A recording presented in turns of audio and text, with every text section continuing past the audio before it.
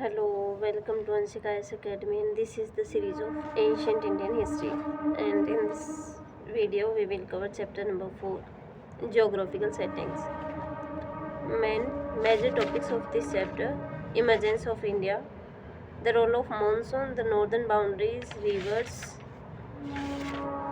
natural frontiers and cultural contexts, minerals and other resources, chronology. Emergence of India. The Indian subcontinent emerged as a separate geographical unit some 40 million years ago. Originally, peninsular India, together with Antarctica, Africa, Arabia, and South America, is considered to have been a part of the southern supercontinent called Gondwanaland. Earlier, Gondwanaland, together with the northern supercontinent Laurentia, comprising North America, Greenland, Europe, and most of Asia north of Himalayas, formed a single landmass called Pangaea. Then Gondwanaland and Laurentia became separate units. Due to tectonic movements, different parts began to break away from Gondwanaland, giving rise to separate geographical units including peninsular India. This process began around 225 million years ago, and 40 million years ago India became a separate unit. India moved north to join the Eurasian continent sometime between 58 and 37 million years ago. In comparison to earlier dates, India's Himalayan boundary is very young. The uplift of Himalayas took place in four phases. The last and the final uplift took place in the Pleistocene epoch, that is, in 2 million centuries. Second, 2 million to 12,000 2 million to 12,000 BC. The Himalayas played an important part in forming the Indo-Gangetic Plains through its rivers, which brought from alluvial deposits in the Pleistocene epoch. The Indian subcontinent is as large in area as Europe without Russia, with a total area of 4,202,500 square kilometers. The subcontinent is divided into 5 countries: India, Bangladesh, Nepal, Bhutan, and Pakistan. India is nearly 1 की power 10 to power 9 10 to power 9 people. एक अरब. It comprises 28 states and 7 union territories. 28 plus 8. 28 plus 8 है ये. 28 plus 8 including the national capital territory of Delhi. Some of its states are larger than many European countries. The role of monsoon. The Indian subcontinent is a well-defined geographical unit and is largely situated in the tropical zone. The monsoon has played an important role in India's history. The southwest monsoon lasts between June and October and brings rain in varying degree to major parts of the country. In ancient times, irrigation was not an important factor, and rains played a crucial role in agriculture. What is known today as the Kharif crop in North India depended primarily in ancient times on the southwest monsoon. In winter, the western disturbances bring rains to northern India, where wheat, barley, and the like constitute the main crop. A part of peninsular India, particularly the coastal areas of Tamil Nadu, gets its major rainfall from the northeast monsoon from mid-October to mid-December. Once the direction of monsoon was discovered sometime around 81st century, traders sailed with the southwest monsoon from Western Asia and the Mediterranean area and came to India and Southeast Asia. They returned westward with the arrival of northeast monsoon. The discovery of the monsoon enabled India to carry on trade and establish cultural contacts with Western Asia and the Mediterranean area, as well as with Southeast Asia. The northern boundaries. India is bounded by the Himalayas on the north and seas on the other three sides. The Himalayas protect the country against the cold Arctic winds blowing from Siberia through Central Asia. This keeps the climate of northern India fairly warm throughout the year. As the cold is not very severe in the plains, people do not need heavy clothing and can live in the open for longer periods. Secondly, the Himalayas are sufficiently high to shield India against invasion from the north. This was especially true in pre-industrial times when communications were very difficult. However, on the northwest, the Suleiman mountain ranges, which are A southward continuation of the Himalayas could be crossed through the Khyber, Bolan and Gomal passes. The Suleiman ranges are joined southward in Balochistan by the Kirthar ranges, which could be crossed through the Bolan Pass. Through these passes, two-way traffic between India and Central Asia has continued from prehistoric times onwards. Various peoples from Iran, Afghanistan, and Central Asia come to India as invaders and immigrants, and vice versa. Even the Hindu Kush, the westward extension of the Himalayan system, did not form an inseparable barrier between the Indus and the Oxus system. The passage facilitated trade and cultural contacts between India on the one hand and Central Asia and West Asia on the other. Nestled in the Himalayas are the valleys of Kashmir and Nepal. Surrounded on all sides by high mountains, the Valley of Kashmir developed its own way of life but could be reached through several passes. Its winter compelled some of its people to go to the plains, and its summer attracted the shepherds from the plains. Economic and cultural interactions between the plains and the valley was continuing. The Pamir Plateau did not prevent it from becoming a transmission center of Buddhism to the adjacent areas of Central Asia. The valley of Nepal, smaller in size, is accessible to the people of Gangetic Plains through a number of passes. Like Kashmir, it too became a center for the cultivation of Sanskrit. Both these valleys became repositories of largest number of Sanskrit manuscripts. The foothills of the Himalayas lent themselves to easier clearance than the jungles on the alluvial soil of the plains. It was easy to cross rivers in these areas because of their narrower width, and hence the earliest routes skirted along the foothills of the Himalayas from the west to the east and vice versa. It was therefore natural that the earliest agricultural settlements were founded in the foothills and uplands, and trade routes followed the Rai route. Rivers. The heart of historical India is formed by its important rivers, which are swollen by the tropical monsoon rains. These consist of the plains of the Indus system, the Indo-Gangetic Divide, the Gangetic Basin, and the Brahmaputra Basin. Proceeding from west to east, we find the annual rainfall gradually increasing from 25 cm to over 250 cm. The Indus vegetation based on 25 to 37 cm rainfall, and possibly the Western Gangetic vegetation based on 37 to 60 cm. Rainfall could be cleared with the stone and copper implements and made fit for cultivation. But this was not possible in the case of the mid-Gangetic vegetation based on 60 to 125 cm rainfall, and certainly not in the case of lower Gangetic and Brahmaputra vegetation based on 125 to 250 cm rainfall. The thickly forested areas, which also had hard soil, could be cleared only with the aid of iron implements, which became available at a much later stage. Therefore, the natural resources of the less rainy western area were utilized. First, the large-scale human settlements generally spread from west to east.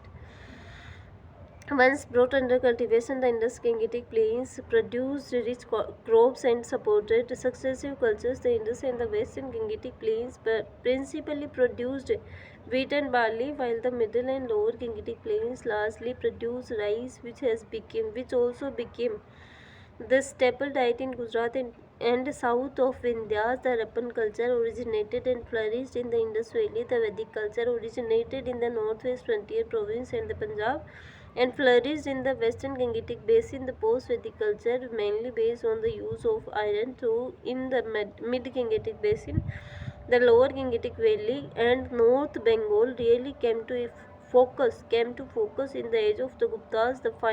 Finally, the Brahmaputra Valley covering Assam gained importance in early medieval times. Powerful rulers fought for the possession of these plains and valleys, and the Ganga Yamuna Doab in particular proved to be the most coveted and contested area. The rivers served as arteries of commerce and communications. In ancient times, it was difficult to build roads, and so men and material were moved by boat. The river routes therefore well served military and commercial transport. Evidently, the stone pillars built by Soka were transported to different parts of the country by boat. The importance of rivers for communications continued till the days of East India Company. Besides, the rivers inundated the neighboring areas and made them fertile. They also supplied water to the canals cut from them. However, they caused heavy floods which periodically inundated and destroyed towns and villages in the modern plains, and therefore many ancient buildings were totally washed away and destroyed. Nevertheless, important towns and capitals such as Hastinapur, Prayag, Varanasi, and Patliputra were situated on the banks of rivers. In modern times, urban sites are located at railway and road junctions or in industrial or mining zones, but in pre-industrial times, towns were mostly situated on riverbanks and junctions. Above all, it was the rivers that demarcated political and cultural boundaries, which were also formed by mountains. Thus, in the eastern part of the Indian peninsula, the area known as Kalinga, covering the coastal belt of Orissa, was situated between the Mahanadi to the north and the Godavari to the south. Similarly, Andhra Pradesh largely lay between the Godavari to the north and the Krishna to the south. The deltaic plains formed by these two rivers at their mouths shot into prominence by the beginning of the Christian era, when they became studded with towns and ports under the Satavahanas and their successors. Finally, a major part of Tamil Nadu was situated between the Krishna to the north and Kaveri to the south. The Kaveri Valley extended in the south roughly to the Vegai River, and in the north to the South Pennar River. It formed a distinct geographical zone and became the seat of the Chola power a little before the beginning of Christian era. This area was different from North Tamil Nadu, which consisted of uplands and came into prominence under the Pallavas in the 4th-6th centuries. The eastern part of the peninsula is bounded by the Coromandel coast, although the coastline is flanked by the eastern Ghats or steppes. The Ghats are not very high and have several openings caused by the eastward flow of the rivers into the Bay of Bengal. Thus, communication between the eastern coast on the one hand and other parts of Andhra and Tamil Nadu in the other was more difficult in ancient times. The port cities of Arikamedu, modern name Mahabalipuram, and Kaveripatnam were situated on the Coromandel coast. The western part of the peninsula does not have such distinct regional units. We can, however, locate Maharashtra between the Tapi or Damanganga to the north and the Bhima to the south. The area covered by Karnataka seems to have been situated between the Bhima and the upper regions of the Krishna to the north and the Tungbhadra to the south. For a long time, the Tungbhadra provided a natural frontier between the varying powers to its north and south, just as the Chalukyas of Badami and the Rashtrakutas found it difficult to extend their sway to the south of the Tungbhadra, so also the Pallavas and Cholas found it difficult to extend their authority to its north. The coastal area in the extreme southwest of the peninsula was covered by modern state of Kerala. The sea coast along the western part of the peninsula is called the Malabar coast.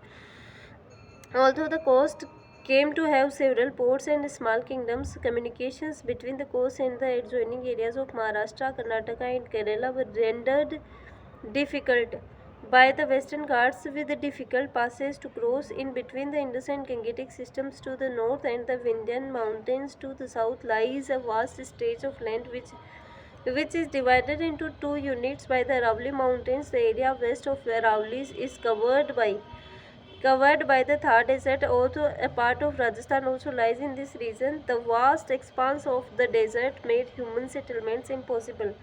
In ancient times, however, a few fertile oases scattered in the desert were settled, and from early times it has been possible to cross the desert on camels. The southeastern portion of Rajasthan has been a comparatively fertile area since ancient times,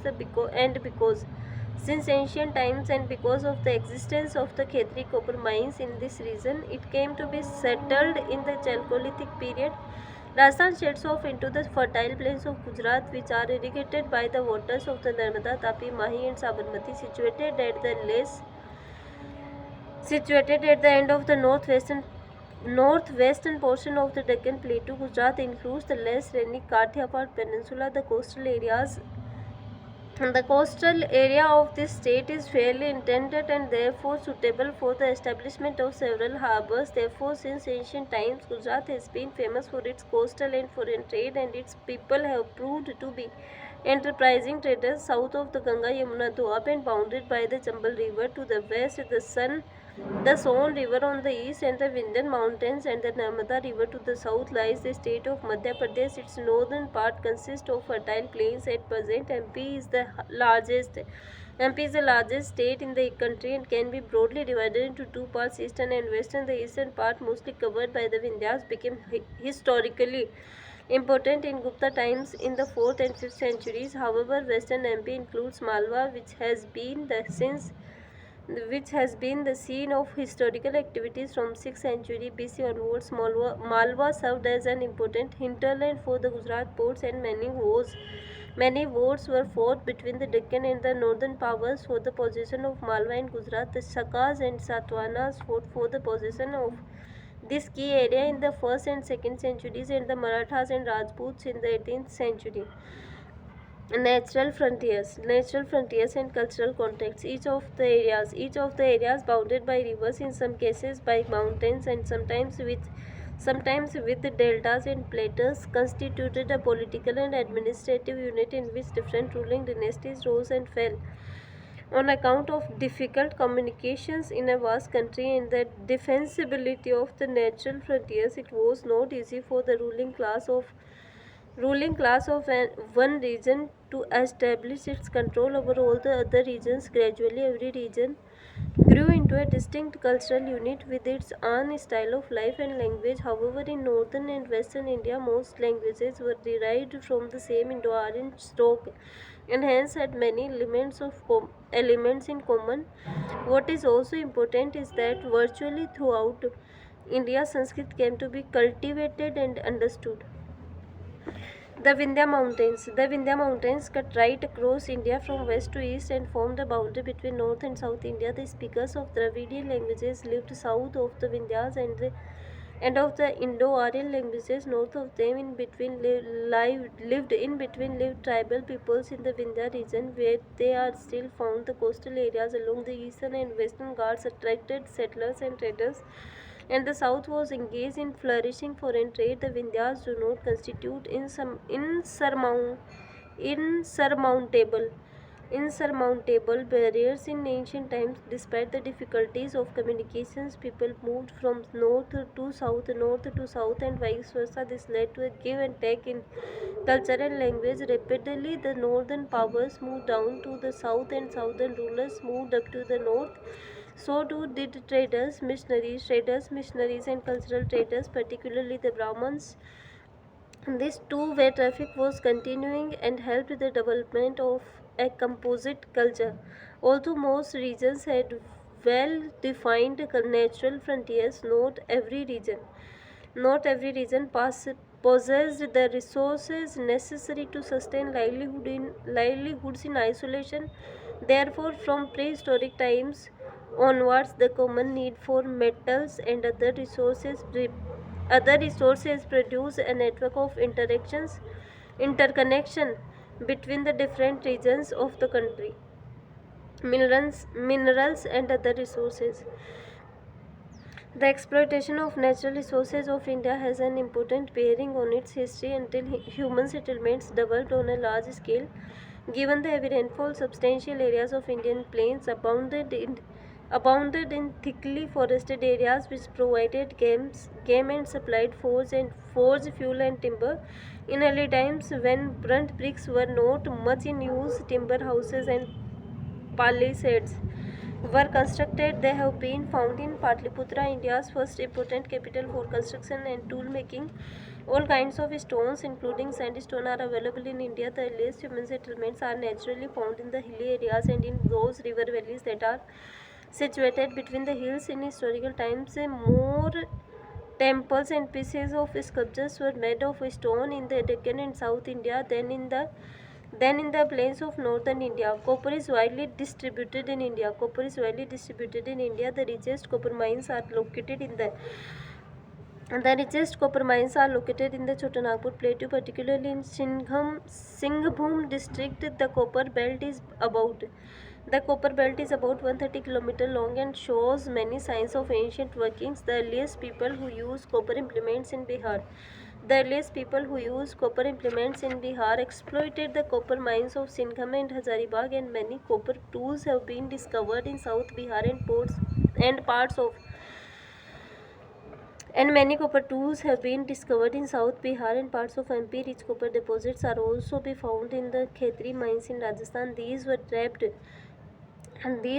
by both pre-Vedic and Vedic people who lived in areas now covered by Pakistan, Rajasthan, Gujarat and the Ganga Yamuna Doab. Numerous copper belts have been found in the Khetri zones, and they seem to belong to a period anterior to 1000 BC, as copper was the first metal to be used. It is invested by Hindus with great purity, and utensils made of it are used in religious rituals. India today produces virtually no tin, and this was scarce even in ancient times. There is reason to believe that it was found in Rajasthan, South MP and Bihar, but the deposits have been virtually exhausted.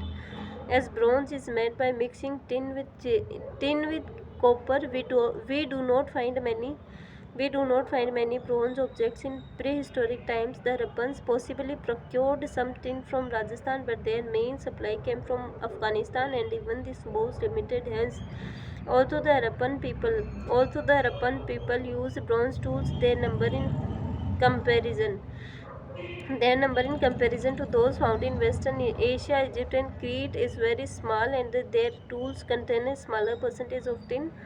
Therefore, the major part of India had no proper bronze age, that is, an age in which tools and implements were largely made of bronze, starting with the early centuries of Christian era. India developed intimate connections with Myanmar and Malay Peninsula, which had an abundance of tin. This made possible the use of bronze on a large scale, especially for status of the gods in South India. Tin for the Bihar, bronzes of Pala times was possibly obtained from Gaya, Hazaribagh and Ranchi. For the Hazaribagh, tin ores were smelted till the middle of the last century. India has been rich in iron ores. Which are found particularly in South Bihar, Eastern MP and Karnataka. Once the art of smelting using bellows making steel was learned, iron could be used for war and more usefully to clear jungles and for deep and regular cultivation. The formation of the fire empire the formation of the first empire in Magadha in the 6th to 4th centuries BC owed much to the availability of the iron just south of this region. The large scale use of iron made Avanti, with its capital at Ujjain, an important kingdom in the 6th and 5th centuries BC. The Satavahanas and the other dynasties that arose south of the Vindhyas may have exploited the iron ores of Andhra and Karnataka. Andhra possesses large lead resources, which explains the large numbers of lead coins in the kingdom of the Satavahanas, who ruled over Andhra and Maharashtra in the first 2 centuries of the Christian era. Lead may have also been obtained from towns in Rajasthan. The earliest coins, called Panchmarked coins, were made largely of silver. Although this metal is rarely found in India, however, silver mines existed in early times in the Kharang Kharagpur Hills in Munger district, and they are mentioned as late as the reign of Akbar. This accounts for the use of the white metal in the earliest punch-marked coins found in Bihar. Large quantities of gold dust, which were carried by rivers streams from the Himalayas, were collected from the deposits of river channels in the plains. These deposits are called placers. Gold is found in Kolar goldfields of Karnataka. A very early trace of gold has been found at a new Stone Age New Stone Age site of around 1800 BC in Karnataka. We have no indication of its exploitation till the beginning of the 2nd century AD. Kolar is considered to be the earliest capital of Gangas of South Karnataka. Much of the gold used in early times was obtained from Central Asia and Roman empires. Gold coins therefore came into regular use. During the first 5 centuries of the Christian era, as the local resources were insufficient to maintain the gold currency over a long spell of time. Once the supply from outside stopped, gold coins became rare in ancient times. India also produced a variety of precious stones, including pearls, especially in Central India, Orissa, and South India. Precious stones formed an important item of trade in articles which were eagerly sought for by the Romans in the early centuries of the Christian era. Chronology: 14 million years before BC. BP. Emergence of Indian subcontinent. 2 million BP. 2 million to 1200 BP. The last phase of the uplift of Himalayas. 1800 BC. Early trace of gold in Karnataka. 1000 BC. Earliest date of the Khetri copper belt. 1st century AD. Discovery of the direction of the monsoon. Next chapter is chapter number 5, Ecology and Environment. Thanks for watching.